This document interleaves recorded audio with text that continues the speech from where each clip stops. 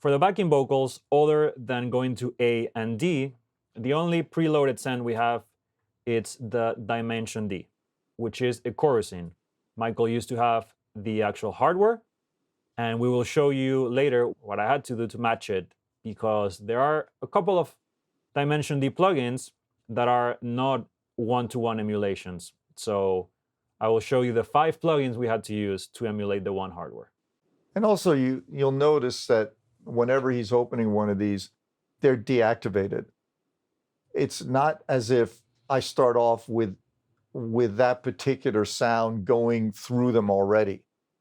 They're there for me. If I want it, I open it up. Otherwise, it just sits in the background. Understand that I always felt when I was mixing on a console, I had all the buses. I had 48 buses assigned to all my toys, everything. So that when I had a thought and an idea that I wanted to try, I just went to that particular bus, and in a second, I heard the idea. If I liked it, I kept it. If I didn't, I went to try another idea, because I could have different buses to different effects. I could be going to DP4, or I could be going to a delay, or I could be going anything. And then boom, immediately I could hear the idea, and if I liked it, fine. What I didn't like about mixing in Pro Tools is I have to go to a plugin, find the plugin, and then see, and then attach, and then blah, blah, blah, and then see if I like, and then I didn't like it. And it's like 2 minutes went by. I was like, oh, I hate this. I want everything right at my fingertips. The things that I would probably really would try first, let me have those ready to go. But I actually have a little favorite playlist of all my favorite EQs and compressors. So you see all the things that I use that maybe is a go-to, which are the Abbey Road, or the Black Boxes, my Brower Motion, Chris's vocals I like, and then there's a Magic Death Eye, and then of course Manny's Distortion. Then I've got a bunch of PSP, and then of course you got the Sheps. I use the Omni channel for almost anything. If I'm doing Brazilian, that's always going across the percussion, and I've got all these presets for the different types of instruments. I've got the Smack Attack that's real simple, and I've loved the Substance. I'll use that on heavy guitars. And then the things that I used to have that UAD's done a great job with the 1081, the Pultec, the LA2As, and then of course the Culture Vulture. So for me, without having to dig in or type it in, I could just go, because I'm so used to that. I was going to there before, you were able to type stuff in. So I like that. I'll be able to look at it and go, done. And a lot of this is based on a habit. What was scary for me from going to analog to anything else is that I was going to have to relearn everything. And so the criteria that I gave my guys was like, I want everything to be in the same place as my console. And that's what you see here. But over now the last 2 years, I can move on from that because I have that, I'm good with it. But it's still all based on the original setup that I had from 30 years ago. And it's all very natural to me. I have an idea, it's right there. And I have 4 or 5 different sounding reverbs, which you can get into. Same thing. They're all in the same kind of situation, Ben, but now I have way more options, which is something I couldn't have done in the analog days. For the final part of the folders, we're here with the lead vocals, but we'll get into those in a moment. Moving on, we're here with the delays. When Michael started getting more comfortable with mixing in the box and started embracing some of the plugins for their musicality and not really for if he had that piece of gear in the past or not, the delays were probably one of the first things that started changing. What you see here on our current template really doesn't reflect what he used to do in the analog world. He definitely had the 3000 gear, which we still have here, great sounding delay from UAD. And the Binson is actually a hardware insert for the actual Binson, which is sitting behind. Because I have yet to hear a Binson plugin that sounds like mine.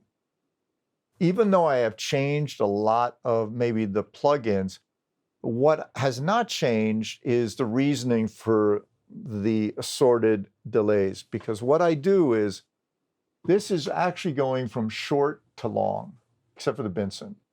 The Ampex, which also has other plugins that I can use, which is why I love being able to mix in the box, because I can just go, maybe I'll do something different.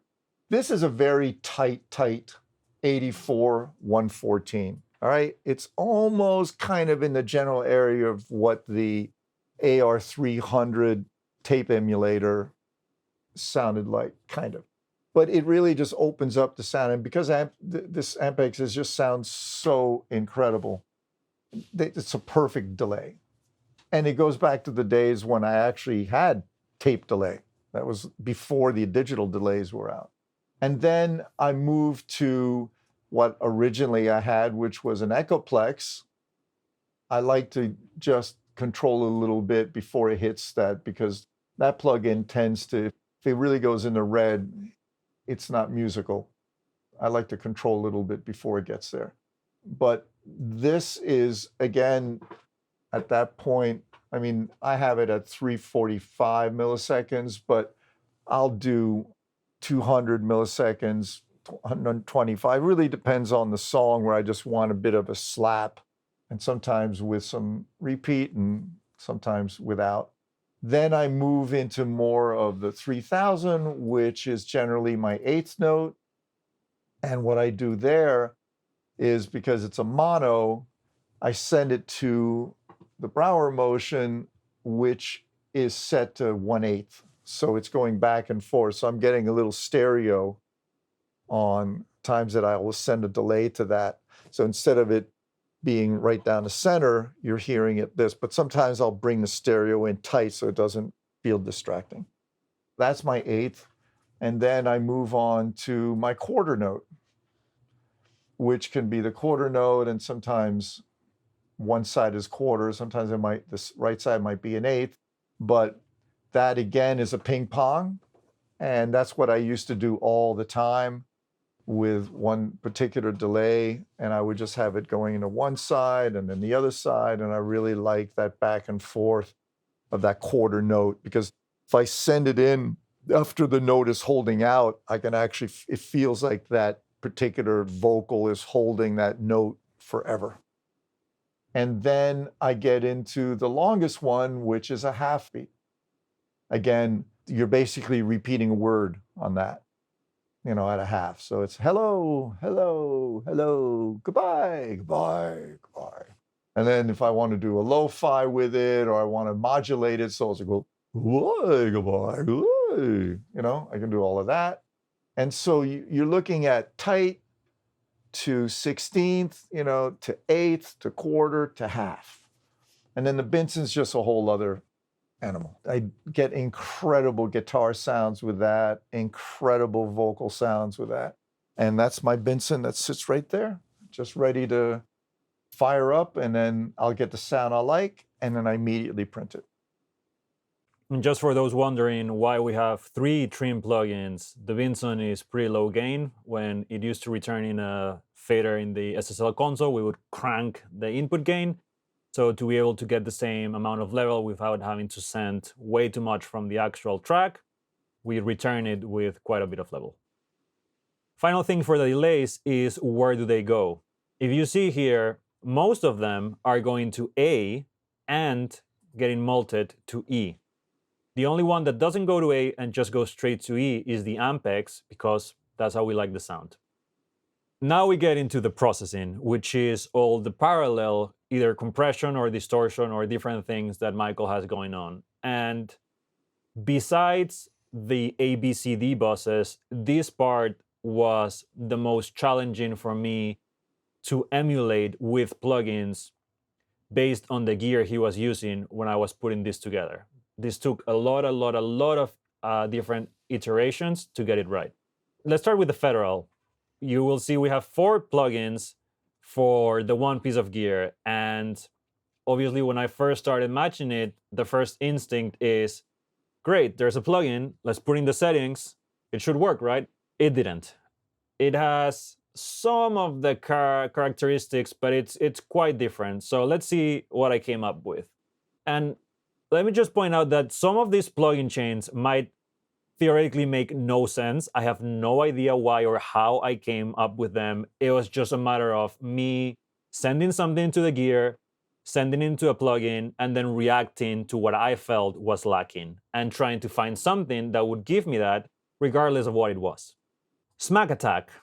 Most likely what I was feeling here was that the attack of the bass, because this Federal is used on the bass, as I said earlier, the hardware was giving me way more of the pickup or the strings, which the plugin was not doing. So I most likely put this smack attack and added some of the attack in the transients to try to emulate that. Afterwards, we have the Slate VMR with a couple of modules. The Revival is adding some thickness to try to compensate for the lack of weight that the plugin had versus the gear. And also the gear has a really nice and musical sort of distortion that the plugin does not have at all. So I went through a lot of different distortions to try to get that character, and I ended up with this New York Strip distortion from the Virtual Tube Collection, and these are the settings, around 5 saturation, and a little bit of parallel mix there. And the last plugin is the Pro Q3. If you see this, the curves are kind of like weird. So I reached the point where I was pretty happy with the chain, but there was just like that final stage that I just couldn't get because your hardware was so modified.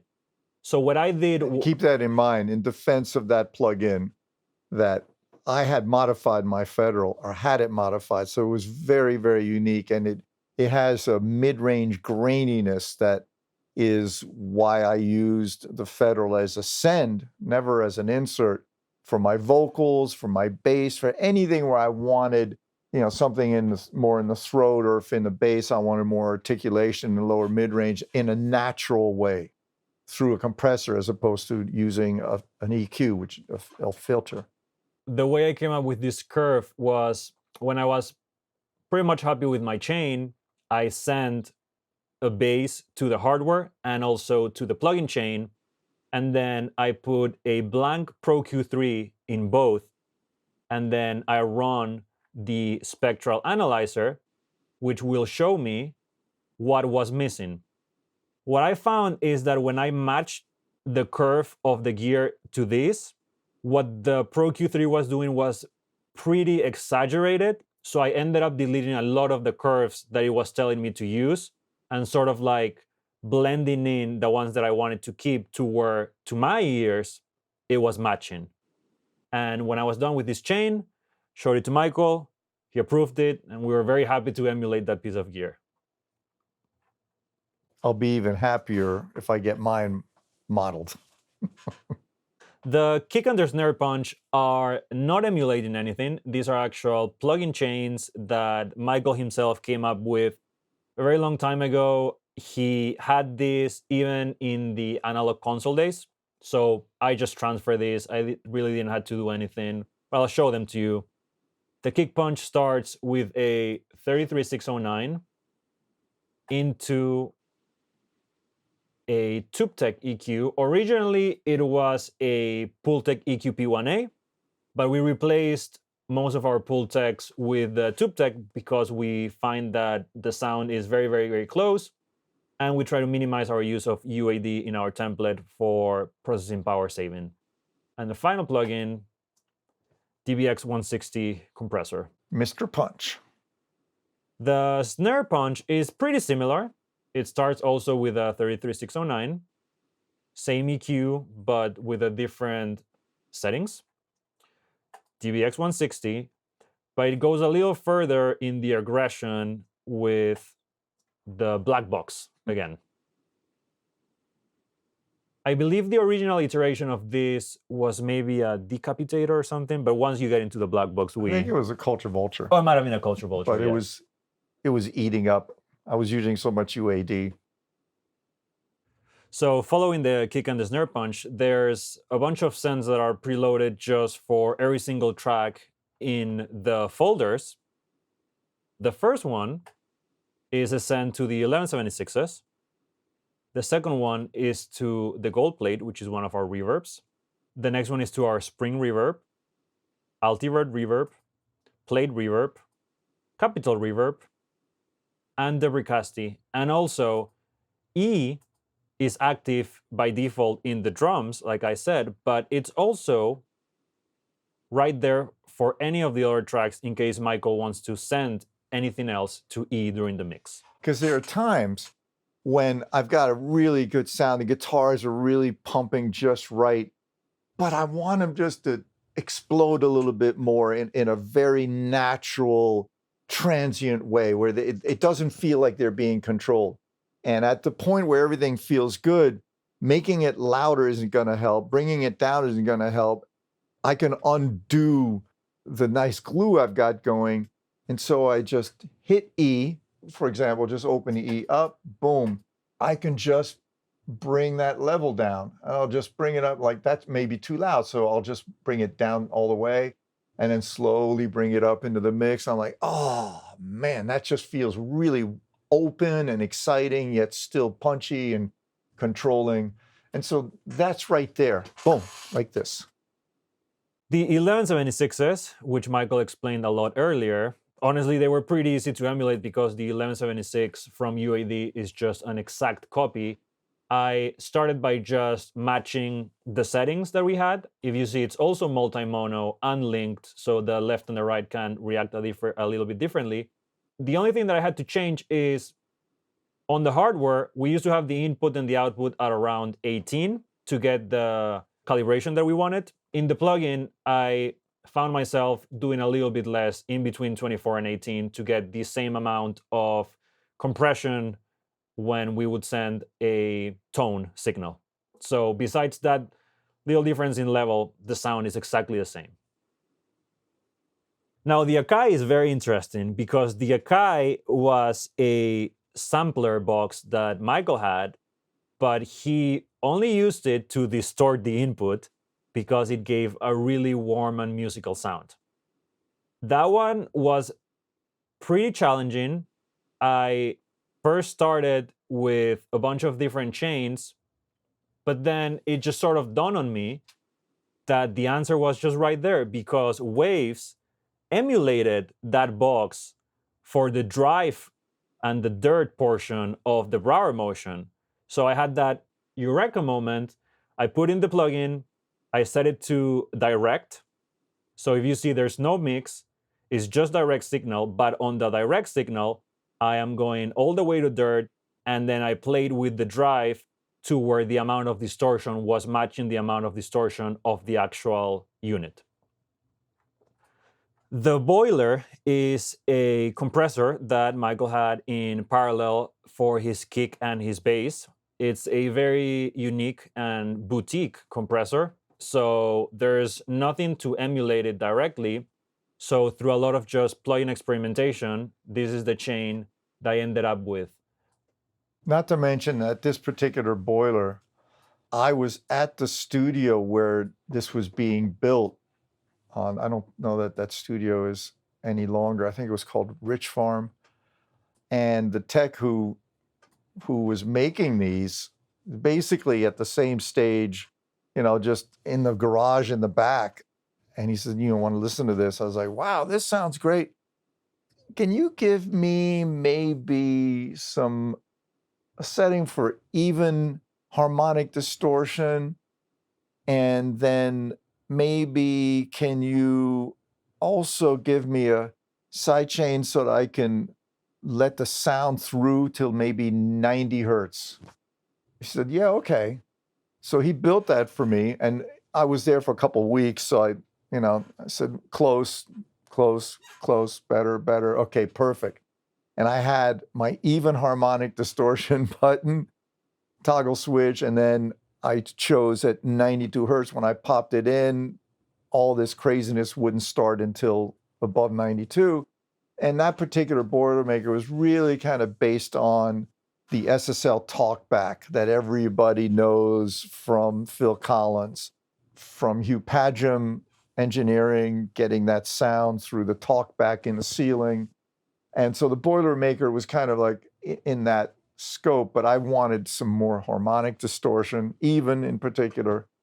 And so that worked perfectly for me. In fact, I think a few years ago, he wrote me, he had never actually written down what he had done. He was wanting to get my Boilermakers back. And I was like, no. Thank you, but no. So the Zener is another one that was very, very easy. Initially, when we were all analog, Michael had the EMI compressor, but when we put the hybrid room together, he actually replaced that with the Chandler Zener, and UAD's emulation, as usual, is just fantastic. So this was also very easy to just match one-to-one with the settings from the hardware. The Dimension D was very challenging because they didn't nail it. Yes, they didn't nail it indeed. This is the setting that we would always use, which is the buttons 1 and 4 pressed. And I was putting this together. I thought, oh, this is another one that's going to be very easy. Let me put the 1 and 4. We're done. It wasn't the case. The chain to match it, it isn't that complex, honestly. Let's look at it. The first thing that I noticed was that when I was sending a certain amount of vocal into the DMD, I was getting this chorusing and reaction right away.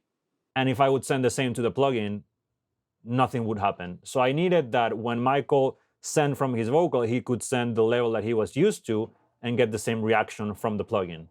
The next plugin in the chain is a PSP Vintage Warmer. I felt that the DMD had a sort of presence and even a little bit of a compressed sound that the plugin didn't have. So I was trying different things, and I ended up with a mixture of the knee and the drive of the Vintage Warmer before going into a Dimension D really helped to emulate that character. The next part of our chain for this one is another trim plugin, because now I was getting the same amount of effect when I was sending, but the return was much lower than the hardware. So I did 3.5 dBs to match the output of the plugin chain versus the hardware. And then once I had the tonality correct, I felt that the DMD hardware was spreading things out a little bit wider than the plugin was doing. So I ended up adding this shuffler from Waves just to open things up a little bit more. And once this was together, I could finally show it to Michael compared to his DMD. It took 5 plugins, but we got the sound that we were looking for. The first widener that we had on hardware was the Edison, which is what Michael uses to widen his guitars. I used the Brainworks from Plugin Alliance, the BX Digital version 3, to emulate it. I did a little bit of work with the gain in and out, the same as the DMD, to match the gain staging.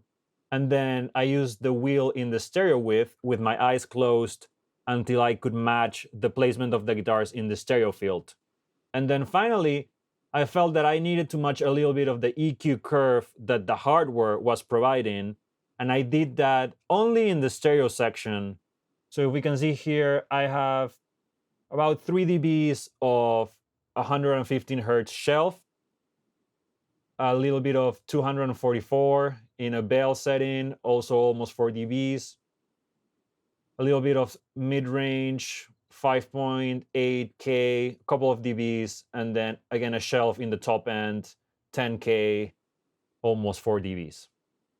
The second widener that Michael had was the Neve Portico, and he uses this one to widen keyboards and synths.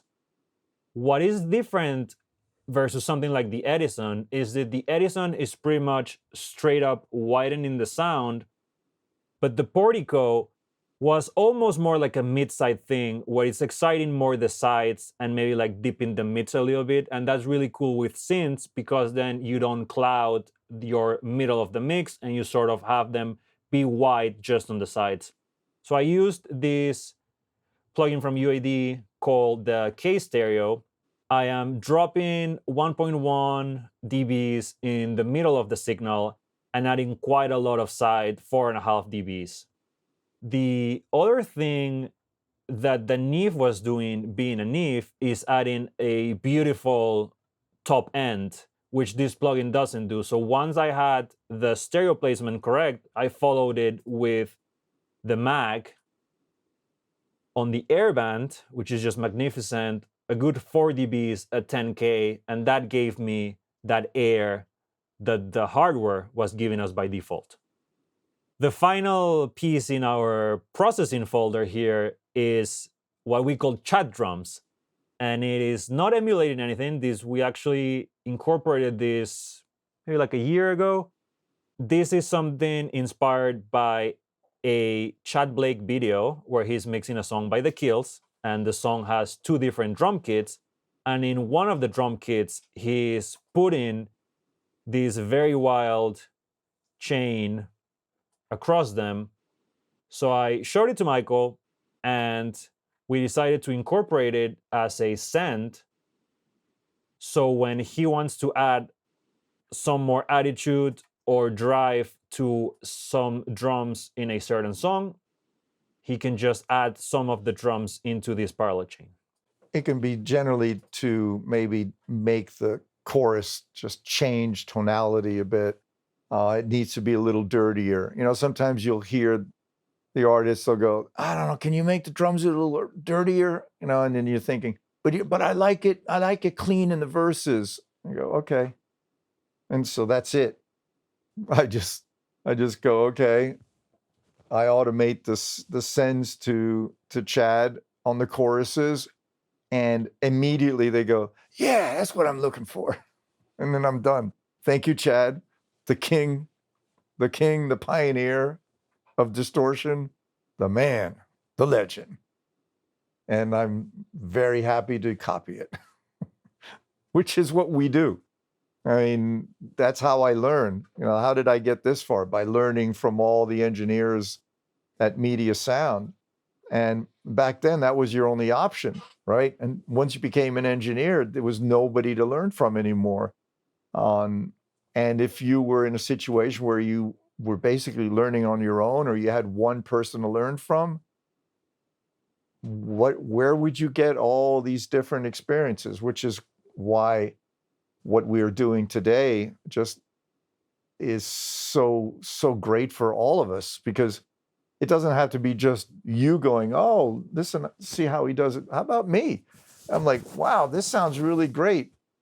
Chad just let us all know how to do it. Cool, let's do it. For me, it's about just trying to accomplish the objective of the sound, of getting something exciting.